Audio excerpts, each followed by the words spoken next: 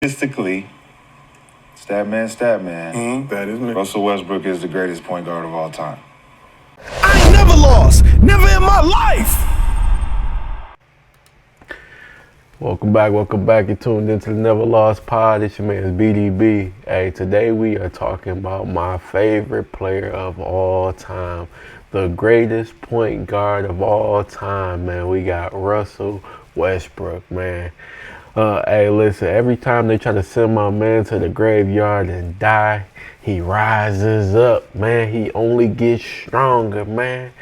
That armor just gets thicker. They can't kill him off. Russ, they can't take you down. Hey, listen, my boy Russ just won't die, man. That's what I love about him. That fight, that spirit, that dog, man. You gotta have that dog in you. That's what I respect about Russell Westbrook more than anything, that dog. Man, he put on the show in Golden State, man. Versus Golden State, he had 23 points, 16 rebounds, 10 assists, man. Another triple-double, 204 career triple-doubles, man. My boy Russ is the triple-double king and is the best point guard of all time, man. And we're going to tune in to Gil's Arena. We're going to hear a little bit of what they got to say on the topic of Russ being the best PG of all time. I'm going to speed it up because it's a little bit of a long conversation. And then we're going to dive into some of the stats, man, to prove what I'm saying, man. Russ is the greatest point guard of all time. I don't want to hear no smut on Russ's name, man. I know the media did a great job of trying to kill his character, trying to diminish what he's accomplished in the NBA, but you cannot stop greatness, man. Russ is the best. Why not, man? Let's tune over to Gil's Arena, man. Gil's Arena and see what they got to say on the topic, man. This was about Russell Westbrook, ladies and gentlemen. Hus West Side, as he's known in Los Angeles. Westbrook played 32 minutes off the bench, messed around, and dropped his I'm going to speed it up a little bit, man. 200th career triple-double, finishing with 12 points, 10 rebounds, and 14 assists. Westbrook is the first player in league history with 200 triple-doubles, accomplishing the feat in 1,175 games. Joker is the closest current active player. Joker's in fourth place all time with 136 triple-doubles in 655 games. I'm sorry, but I'm just reminding, like, when shit is going bad, right? And then you look at this play, and like, I see why when Westbrook be going horrible for him, because some of the passes they be making, when that shit is horrible, that shit horrible, like the little bank, like, that's not a bad ball. You never seen him trying to shake somebody below the free throw line and then make it like if he missed that shot off the glass? Oh. That's the one where you be like, damn, he hit the side of the backboard. That's the day. This shot right here, that's the day where he's off. Yeah. Don't allow them to went all the way up. I'm just looking at the plays like, Hit me close. yeah, those are Westbrook moments where you be like, Those moments get elevated and amplified more than any other because the passes he's making, Like, damn, charge. I'm back off the foot. get him out. Okay, fast break everybody up. Damn. Westbrook, 200 triple-doubles, 1,175 career games. Obviously, it's weird, obviously, second player in history average triple-double, first player to do it for multiple seasons. For some reason now, they don't give triple-doubles the respect they deserve, but just Westbrook deserves more credit for his triple-double record. He broke the Only player in league history with triple-double, 200 man. triple-doubles in any era. Did the guy before him get credit? Yeah, Big O. Yeah. He deserves some credit. That's the triple-double is what they call it. Triple-double is I feel like Will probably got like 300, 400 at this point. Oh, back then he would have had, I forgot it was like 700 quadruple doubles. Crazy. Because they said, That's crazy. They said stat-wise, if they kept the stat, he would have averaged 14 blocks. That's crazy. That's crazy. Because if you're averaging 14 blocks for his career, I mean, thinking about all the triple doubles where he had 10 assists, those would have been quadruple doubles, so it would have been crazy. Hey, man, he would have been first, and then Miss Layups would have been second. Bill Russell. Actually, he's not Miss Layups. That's damn near. That's Mike. That's George Mikey. Thank you, Bill. Show some respect. He was doing the Mikey drill because he was trash. They made the drill after because you need to work on your layups. But this is why you have go right here and go right there. This is why you have to give it credit. It wasn't done. I don't know how I never knew that. I didn't know George Mike, the mic and drill was because he was trash at laying the ball. I thought in my head he was so cold that he would have been so cold at making layup that they was like, hey, he just got the perfect form. Everybody lay it up like George Mike. I got to do some research on that. I had no clue that's why the mic and drill was created, because my man couldn't make no layup. That's wild. We're going to keep him cooking. It wasn't done since the 70s, 60s? Also the 60s. Since the 60s? You're telling me all the greats that came through that were trying? You don't think Jordan was thinking about trying it, or anybody who had the capability, Magic, when he was doing it? Like, J. Kidd, like, he had an engine that allowed him to do it. And the problem with it was, it reminds me of James White in the dunk contest. Man, they know they ain't drinking these motherfucking Coors Light. Boy, that is straight water and piss, boy. That shit come right the fuck up out. I know damn well that nigga ain't drinking Coors. Boy, you piss that shit. Boy, you piss out more of that shit than you take in. It looked so easy they didn't know how to grade it. Yeah, what you talking about, the McDonald's one? All of them. Every time I looked at the dunk contest, They was giving him like a 9 in there. It's like, motherfucker jumping from the free throw line like this. 50. He coming out of this. Yeah. 45. 45. Like, 38. Like, come on, dog. Like, and that's what it is. He made the triple-double look so easy That's a that they fact. said, anybody can just, all you gotta do is just have stats. You just gotta go in there and just rebound. And just go rebound and pass the ball. Like, it was that fucking easy. Why everybody did. You remember when LeBron was tapping into it? Right. It was making the point that, 28-7-7, 28-8-7, and the idea of LeBron could be the first one to do it became a thing. And then when a guy who you guys don't look at as a natural scorer did it, he's back to stats. He's that my bad. metric. I don't think it had nothing to do with not looking at him as a natural scorer. I mean, you can say that because sometimes, when you're a natural scorer, you get embraced by the world and you looked at in a certain type of light as far as like a fan favorite type of thing. But I don't think that is at all the issue. I think it was all about the way Russ handled the media and just a dislike that they have for the way he answers some questions. Just that dog and competitive nature that he had, man. He's back and forth sometimes with refs. He ain't never, back in the early days, he ain't have a whole lot of issues with fans, but definitely referees, definitely media. He just had a straight up, he don't really play no games, man. He no nonsense, and he ain't always in a friendly mood. If he in a bad mood, you gonna feel it, man. And I'm very much the same in that aspect. I can't always play the game, when you need to for the sake of building relationships and shit like that, man. So I believe it was just a dislike for him. And the fact that he couldn't play the game as far as the media game at all times and just be friendly and nice when he might have had a bad day.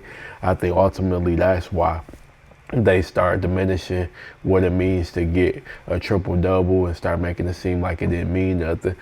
Even though in the first go-round, I'm going to keep it a bean, everybody was excited, man. Everybody wanted to be a part. Everybody wanted to live through. Like, man, we really watched a man average a triple-double. After he did it that first time, then it was like, we gonna turn the cannons at him, man. That shit don't mean nothing. It doesn't contribute to winning. It's not getting them a championship. All the bullshit they start spending. Who really worked? How hard is it really to get a triple double? He's stat padding. He like, man, if you don't want that rebound and I think I can go get it, I'm gonna go get it, man. If you don't want to fight hard for that rebound, I'm gonna go grab it, man. Like, shit, I'm gonna push on the break. I'm gonna hit my man. He gotta make the shot. I'm going to make plays. Russ just outworks everybody, man. I always love that about him. I'm going to let them keep cooking. It would make Westbrook the best or the greatest point guard of all time. Seeing that double-double, points and assists, Chris Paul, John Stockton, right, is the one thing that was pretty much valued as much as anything from the point guard position. How many double-doubles can you get? Can you average a double-double, right? But Westbrook averaged a triple-double at the point guard position. Yeah. So he did that how many times? 3? Four. He averaged triple-double 4 times. He averaged a triple-double 4 times. at the point guard position. Average. Now we talking about the double-double being the metric of highest from a point guard. So how can Westbrook not be all the way up here at 200 triple-double? 30-point None of y'all can reach him. None of y'all. Magic, all y'all. You can't come back to get more triple-doubles than him. You can't come back and make it look better than him. He made it look so easy that we just stopped looking at it. Yeah. You know what it is, man? When you talk about the point guard position, it's very different than what it was before. And people don't realize Magic is the one who ruined the image of a point guard. That's where the image of a point guard was ruined forever. Back before, it was just a guy who didn't really Control it, move it. controlled it. And then you got a 6'9" dude that was a small forward that had the vision better than the point, right? That can do all of it. And because he was so unselfish, everybody wanted that. That is a unicorn. You can't get that. Right? You can't get Michael Jordan. You can't get Shaquille O'Neal. You can't get LeBron. You can't get Kobe. You can't get Wemby. There's just fucking people you just can't recreate. But that was the problem. They wanted this purity of a point guard who passed the ball, but they didn't realize it was a small forward who just had fucking vision. Just like Man, I can't lie. This piss water is really bugging me. They need to get that shit off. I forgot. No, they ain't drinking that shit, man. What you cooking? Jokic. You can't find another center that's going to be able to do what he do. So don't go there looking for it. Because you wasn't looking for it when it came. Right. That was his ability. So then when you talk about the original point guard assessment, you're looking at John Stockton. So John Stockton, Isaiah Thomas, it was the yeah. smaller ones. Like, if you're saying he a unicorn, let's take him out. You take him out. Now look at all the point guards other than Magic Johnson. They all have something in common. See, the Jason Kidds, the Chris Pauls, the Steve Nash, Mark Jacksons, right? Even like so somebody like Oscar Robertson and Westbrook, they don't belong in this category. Or they belong at the top of it. We try to save everybody else. So what I'm saying is these are the two guys.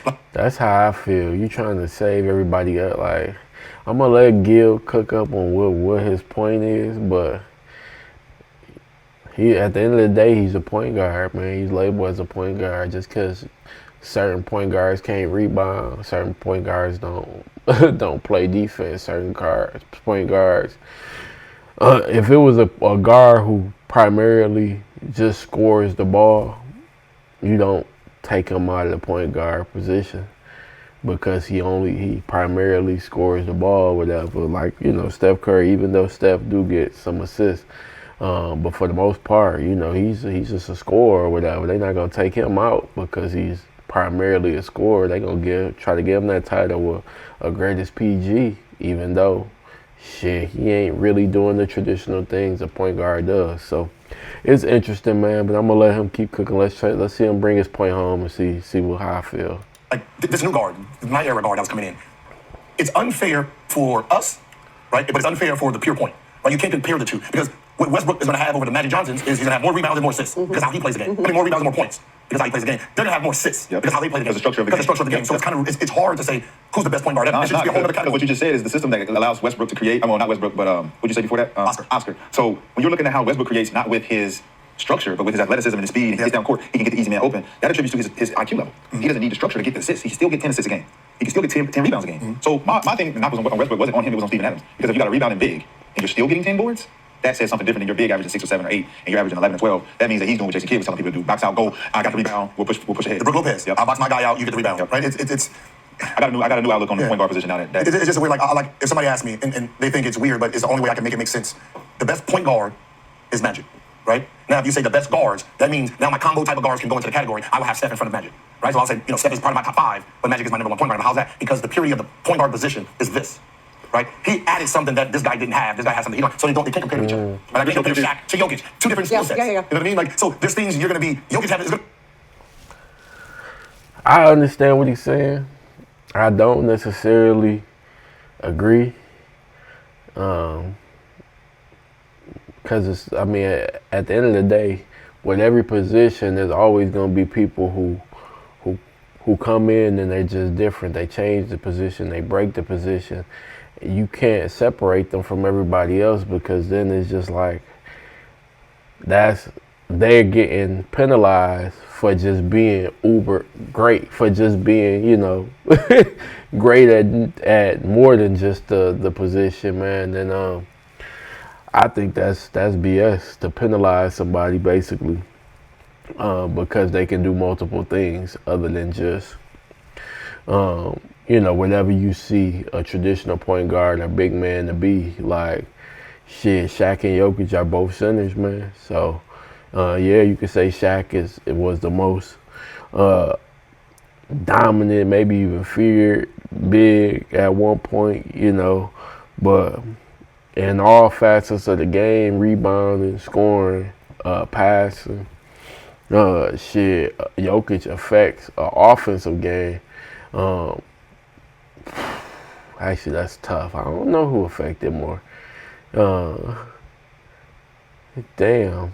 Now I gotta rethink that statement because Shaq was so dominant in that paint that he definitely wrecked the hell out the fucking game. But Jokic was able to pick people apart so crazy that far as he scores super efficient. He can get his teammates easy wide open buckets, man. Rebounding was dominant. They both was pretty good rebounding. I still think they can be compared though because they play the same position. I don't know who's better, but I definitely would still compare them. That's just me. Have more assists than Shaq. You can't do that because that's what he's adding to a game that wasn't here before. Statistically, stat man. Russell Westbrook is the greatest point guard of all time. Statistically. There's no debate. Statistically. Yeah, if he's averaging triple-double. Statistically, there's no debate. No, you're right. So let's say If you're talking about, the ability shit that we do have an argument about, where Steph's in there and all the other ones, and we got to actually have a conversation about Magic really being in there at the point. I'm like, okay, now we have a conversation. But statistically, if we go like LeBron being the greatest from a statistical, we can't debate it. Like, Westbrook 22, 87 in his career. Excuse me, Westbrook 22, 87 in his career. That's 1,175 games. Obviously, Hey, so we gonna talk some stats, man. We're gonna bring up some of the stats for my man Russell Westbrook, man. To me, again, the greatest of all time. I already told you he leads the league in triple doubles. 204 all-time triple doubles, man. The greatest to ever do it.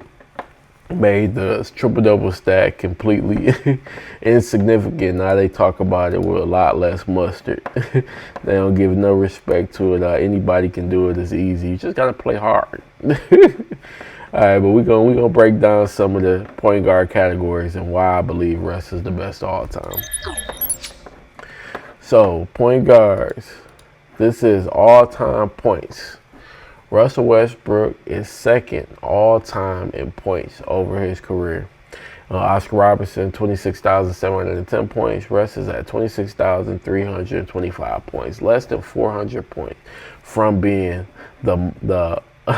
from having the most points in history as a point guard. Steph is trying to catch up. He may catch up depending on how long each of them play. But right now, hey, Russ is a shoo-in to be the most, to have the most points of all time of any point guard. He's number 2 right now, about to eclipse Oscar Robertson. Let's go to the next step. Let's go to assists. Russell Westbrook, all time in assists, Russ is number 5. 1, 2, 3, 4, 5. Just after Steve Nash with 9,970 assists. He got more assists than Magic Johnson. So he's number 2 in points, top 5 in assists all time. He's definitely going to get to that 10,000 mark for career assists, which is fucking amazing. Let's go to rebounds. Russell Westbrook is the number 1 rebounding point guard of all time with 8,734 rebounds at the point guard position. The next closest person is Jason Kidd with 300 less rebounds than Russell Westbrook, man. Top 2 in points. Top 5 in assists. Number 1 in rebounds. That's the offense. Let's go to some defense. We're going to do steals and blocks. Russell Westbrook is 1, 2, 3. Stupid thing. 1, 2, 3, 4, 5. Russ is 5th in steals. Russ has 1,966 steals in his NBA career. There's a good chance he's going to hit that 2,000 mark for steals as well. Number 5 in steals. Number 2 in points. 2 in points. Then we got number 5 in assists. Then we got number 1 in rebounds. Then we got number 5 in steals. Let's go to blocks. All time, Russell Westbrook is second of all time in block shots for a point guard in NBA history, behind Jason Kidd with 407 blocks. He's only 18 blocks behind Kidd. There's a good chance that he'll leap over him for the most blocks all time as well. Hey, listen, top five in every category, man. Russell Westbrook is the best point guard of all time. Hey, to me, there is no debate. But if you want to debate, if you disagree, hey, I don't mind, man. Get in them comments, talk your shit, tell me who you believe is your best point guard, man. I'm gonna go back and forth with you, and we can go stat for stat. We can go whatever you want to do, man. Whatever you want to do, man. It's BDB. I'm out of here. NevaLoss Pod. I appreciate y'all for tuning in, man.